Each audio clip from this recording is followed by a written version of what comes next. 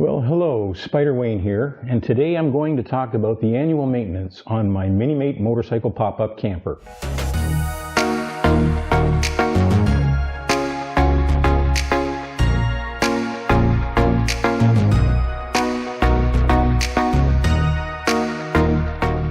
Okay, I was not going to videotape this today for a couple of reasons.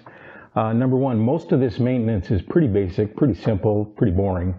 And then the one tricky piece is the wheel bearing maintenance. And we're going to talk about wheel bearing maintenance at the end of this. I'm going to start off with just some useful information. I thought, well, you know what? The manufacturer at the time that I purchased this camper did provide a one-page piece of information document. It's a great document to refer to, just so you don't have to always remember all this stuff. And it's entitled Towing Tips and General Info, and it's right from Kompact Kamp. This document came with the camper when I bought it 2 years ago. So now some useful pieces of information on this document. Recommended tire pressure, 35 psi, pounds per square inch. Now we're going to talk about the recommended nut torques, and there's really only two sizes of nuts on this whole thing that he talks about in here. The first is the lug nuts. The lug nuts are all 13/16 of an inch, and all the lug nuts have a recommended nut torque of 60 foot-pounds.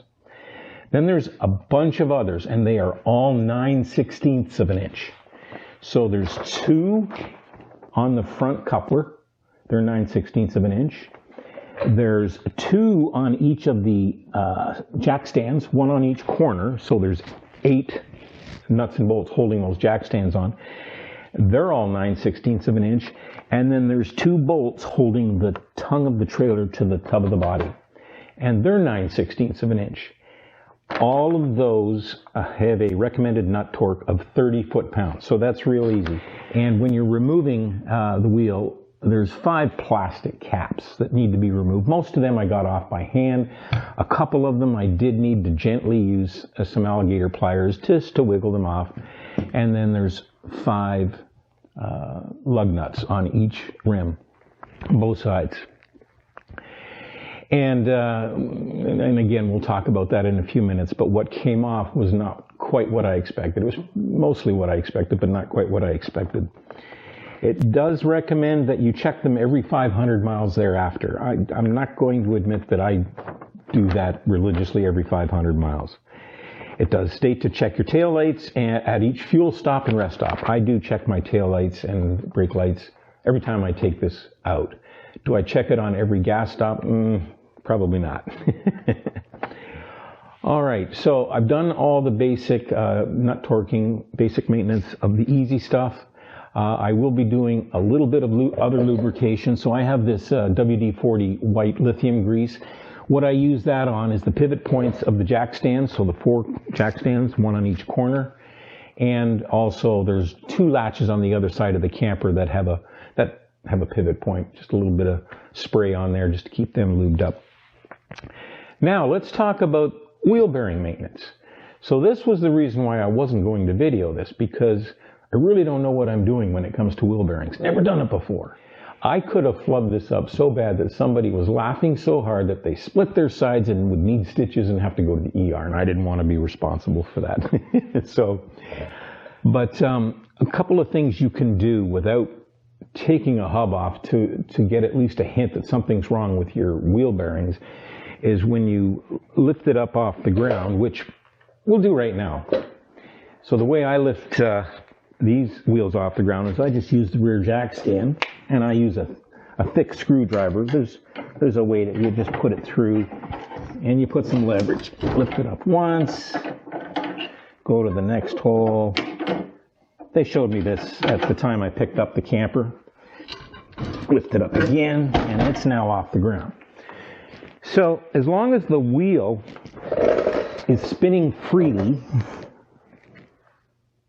and there's no resistance, and there's no noise, no grinding noise, no friction noise, chances are your wheel bearings are fine. A second way is if a wheel bearing is going bad, the hub would be getting hot because a bad bearing will cause friction, which will cause heat.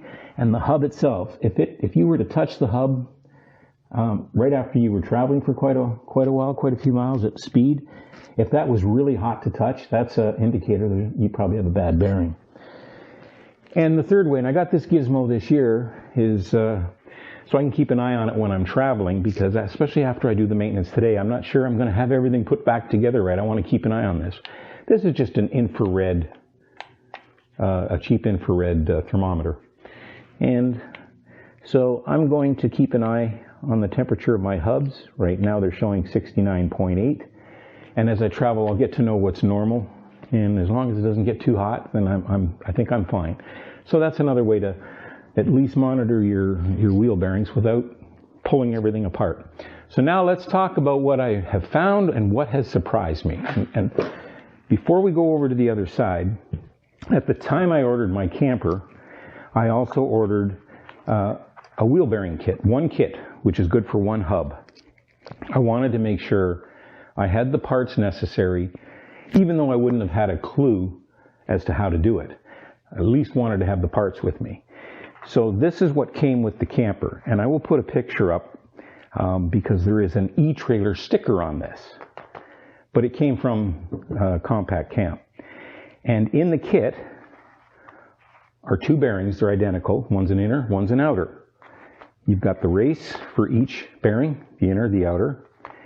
You have a seal that goes on the outside the inner bearing, so on the hub on the inside, and that goes in. It's really tight to get that in, which we'll see in a minute.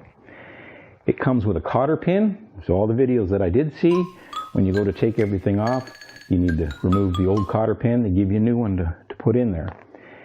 And this other little gizmo that has a flat side, and it's a thin washer type thing. I wasn't quite sure what to do with it, but I have figured it out. Okay, I'm going to bring the camera around the other side. Oh, by the way, before we move on, let's just talk quickly tires. So I did inspect both my tires. They're wearing nice and evenly. I do have a tread depth tool. You just got to make sure you check it in several places. Don't check it on top of a wear bar. The wear bars are at 2/32 of an inch. When the tread gets down to the wear bars, that means the tire is worn out. You need time for a new one. So I wasn't sure what's the tread depth on these when they're brand new. Well, I do have a spare tire. It's underneath the tongue here, and I've never used it, so I measured it up. It's got 8/32. I've measured both sides, and I've measured them in several places, and they all come between 6 and 7/32 of an inch, so closer to 6. So I've worn one and a half 30 to almost 2 30 off, and I've got 3,500 miles on this trailer, towing miles. You extrapolate that out, that means at the pace that I'm wearing on here, I'm probably going to get in the neighborhood of 15,000 miles. We'll see. All right, so getting back to this hub. So when I got the rubber caps off and I got the lug nuts off, and there's a dust cap. First thing I noticed was I have an unusual dust cap. There's a big hole in it there. This is a rubber flange, a rubber. It kind of squeezes and pops in there and then seals it off. So once I got that rubber cover off, the dust cover was full of grease. There was nothing wrong with it. I mean, it looked like brand new grease. So, and there was nothing, there was no foreign material in there. And as I pulled everything apart and cleaned off the grease, everything looks fine. Everything looks new and clean. And the only thing I have not done yet, and we'll talk about that again in a minute, there's the seal. It's on the inside of the hub. So it's on the inside of the inner bearing. I did not want to remove that. I didn't want a chance damaging that. That is in there stiff. And since everything is fine on here, everything that I see is in good shape, I did not want a chance damaging that seal. So I have not removed the inner bearing. but I removed everything else. And this was when I noticed what came off is different than the kit. So the two bearings themselves, the inner and the outer, they're identical. The two races will be identical. The biggest difference was there was no cotter pin. This comes with a cotter pin, and all the videos I saw came with a cotter pin. This came with this unusual clip, much different than this clip. And once I figured out what it was for, there's a flat side on here. This clips, once you get the nut onto the axle, this clips around the nut, and it only goes on one way. There's a flat side right there, and there's a flat side on this side of the axle, and there is no hole anywhere in this axle for a cotter pin. Once this nut is screwed on there holding the hub on, this clips on, and you clip it on so that that's on the flat side of the axle. It grabs the corners all the way around that nut, and that flat side prevents this from being able to turn past the flat side of the axle, which means this can't go either further on or come off. So this replaces the purpose of the cotter pin. It works. The grease I have, I use marine grease. It's the same grease that I carry with me anyway. I use a tube of that, or I keep a tube of that with me. Every time I tow, I put fresh grease on the hitch ball. So I'm going to spend the rest of the day putting this back together. Today is Mother's Day. I hope all you gents out there are on your best behavior, and that, or you were on the best behavior. By the time you see this, it'll be long past Mother's Day. And that everybody had a wonderful Mother's Day. So until next time, please take care.